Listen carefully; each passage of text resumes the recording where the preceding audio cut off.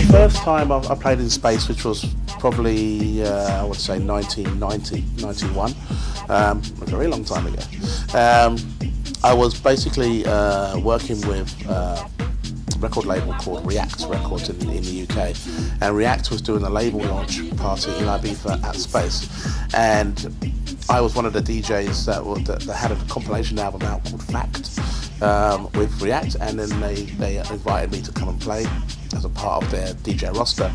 And Pepe Rosilio, who's the owner of Space, he saw a certain element of my performance which he really enjoyed, and he never really approached DJs as such. It's just when I got to play there, he was very much interested in me coming back to maybe be a part of their opening party ceremonies.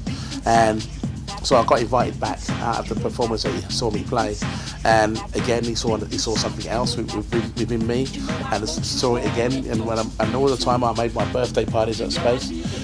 This was fantastic moments for me. But I think the way when it really started for me was on the terrace, because the terrace was really just an area where you could just hang out, you know, sunglasses, some cocktails, and listen to some music in the background and just enjoy and relax. And inside the club was a club, basically. It was completely different mood. It was full on air conditioning, cold. It was music that was really loud, techno music, and so it was a yin and a yang. You know, for me it was perfect. I thought, right, I'm so hot outside, I need to cool off and go inside and enjoy a different story. So I'll go inside the club, freezing, but the music was really good, and I'll take the glasses off, you know, and I'll think, right, this is great. So I'll go outside and hot, put the glasses back on again. That's good too. It was brilliant. I mean, I've never ever experienced a club moment like this at Space. So there was a guy called Eddie Gordon who worked for BBC Radio 1 at the time, and between me and Eddie Gordon, he asked me if I like to set up a kind of like a DJ setup on the terrace to make after party for BBC Radio 1. Like a residence. Well, no, it was just like a one-off party for all the people that basically worked for the radio, and invited guests. So you only had probably about 400 or 500 people maximum throughout the day at Space at the time, based on the inside and being on the outside. And it was an after-hours club starting at 7 o'clock in the morning. So I basically said, right, well, we can turn the speakers round, some bass speakers on the dance floor a little bit, take all those cushions and chairs and everything out the way, so you have a little dance floor.